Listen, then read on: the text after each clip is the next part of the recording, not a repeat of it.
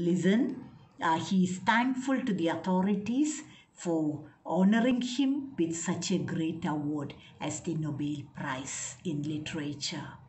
And again, he was surprised because he received the prize at the age of 44, when there were plenty of great writers. And he received this great award when his country was going through a very tough period in history. And he talks about the Algerian Revolution. And he says that for every artist to have the works recognized by a greater authority is a matter of great joy and contentment. And here he got the Nobel Prize and he is extremely happy about it. And he is so happy that he received it at a very young age.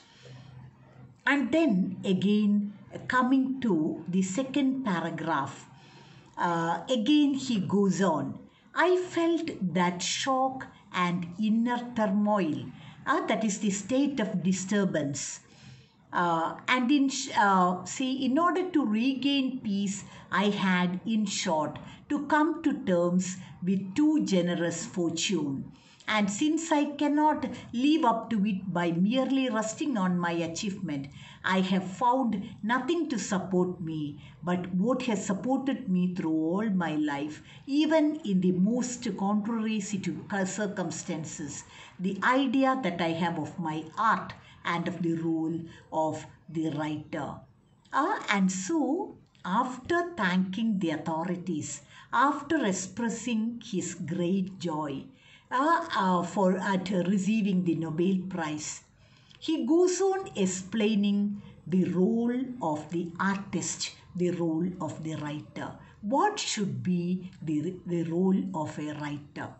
A writer should be true to his society. He should not pose as a superior being.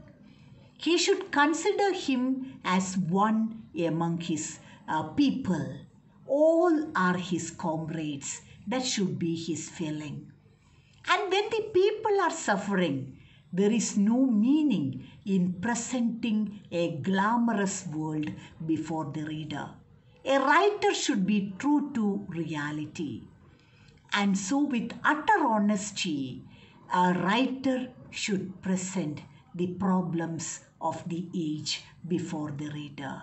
And that is the duty of every writer, every artist. And then, in the third paragraph, again he says, I cannot live without my art, but I have never placed it above everything. If, on the other hand, I did it, it is because it cannot be separated from my fellow men and it allows me to live such as I am on one level with them. And again, the same point is repeated. It's a lengthy paragraph. Just understand that. He says that he cannot, as a true writer, he cannot feel separated from his countrymen.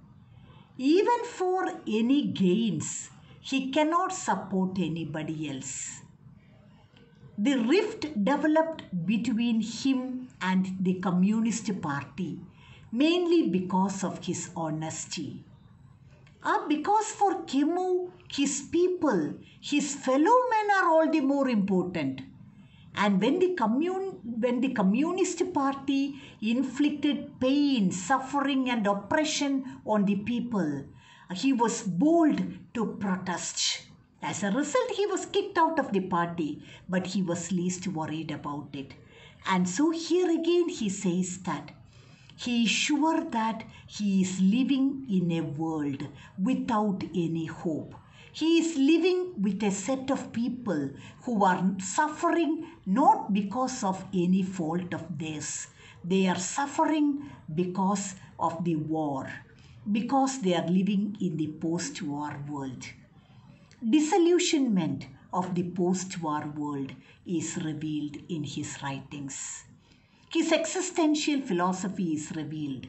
He says that in this period, people have to suffer greatly.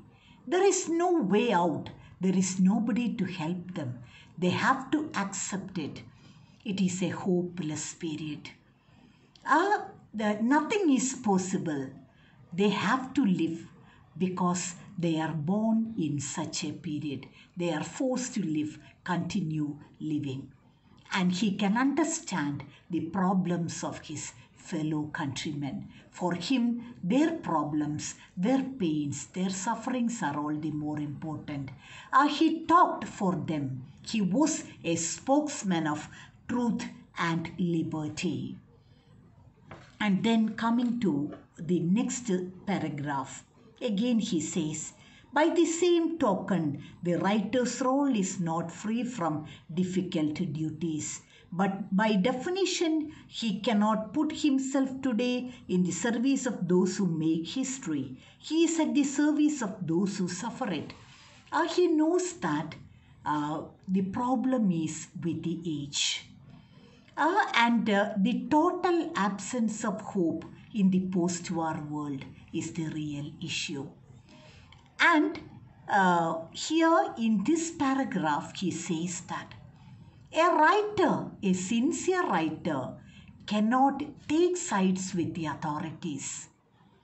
He has to take sides with the people. That is important.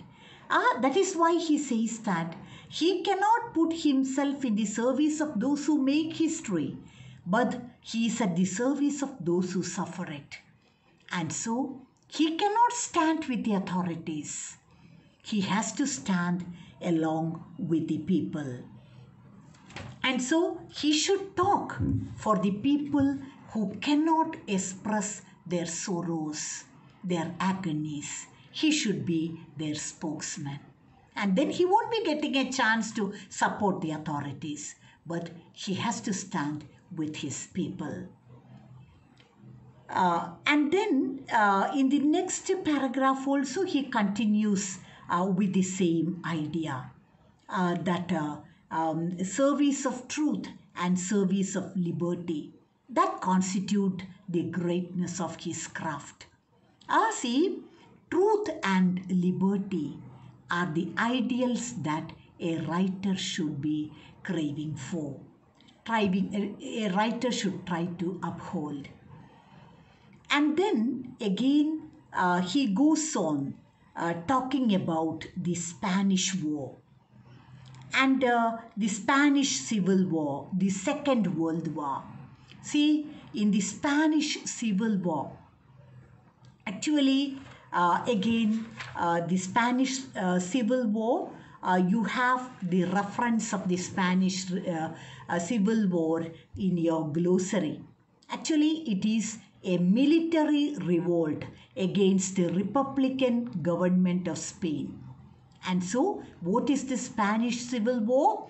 It lasted for 3 years, 1936 to 39. And it is a military revolt against the Republican government of Spain. And the revolt was supported by the conservative group. And what happened is that nearly 10 lakh people were killed because of the Spanish Civil War. Understood? It was a revolt against the Republican Party by the conservatives. But who suffered? The poor people, the innocent people. Nearly 10 lakh people were killed in the course of the 3-year war. And then many people died of poverty, malnutrition.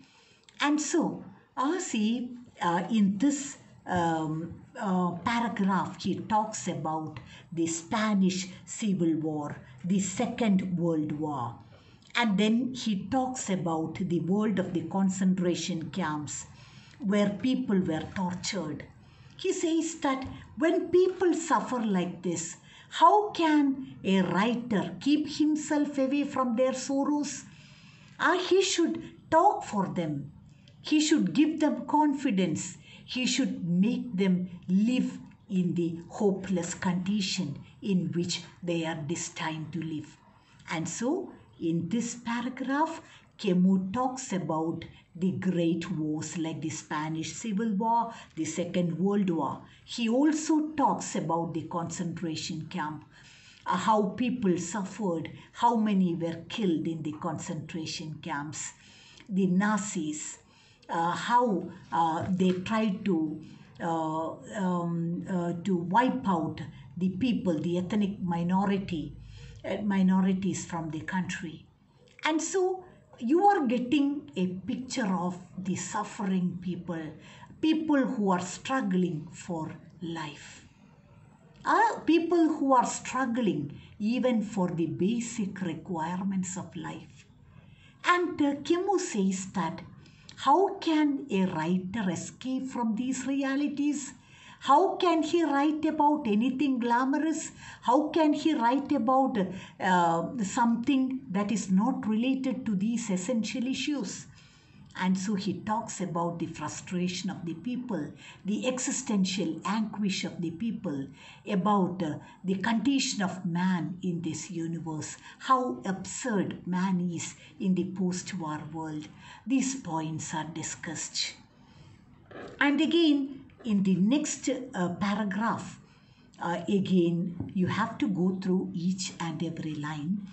And if I read the whole thing, the same idea is repeated and you may feel bored. That is why you have to read it, and if you have any doubts, we will discuss it.